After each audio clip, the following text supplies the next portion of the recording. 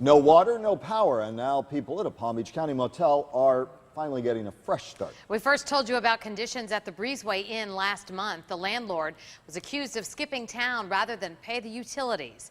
News Channel 5's Charlie Keegan is live now outside the Lake Worth Motel with who's now coming to help these residents. Charlie? Well, exactly. The electricity and the water is now officially off at the Breezeway Inn here behind me. Now, that means there are 12 units with no running water, no air conditioning, and on a day where the temperature's in the mid-80s, you sweat just sitting inside. Families with children and veterans, people with disabilities all lived in this complex, and city leaders are now stepping in to help those residents find a new place to live. Today, the moving truck showed up. Hudson Holdings is the owner of several Lake Worth properties. It was able to find more options and apartments for some of the residents here, many of whom have lived at the Breezeway for more than a year. The city did pay to keep the electricity and water running for about 3 weeks to give the tenants a chance to find a new place.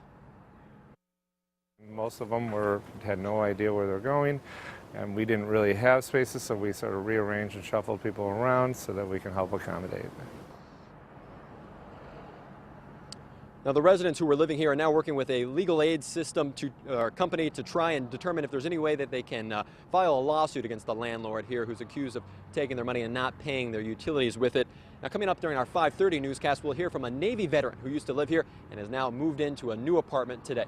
Live in Lake Worth, Charlie Keegan, WPTV News Channel 5.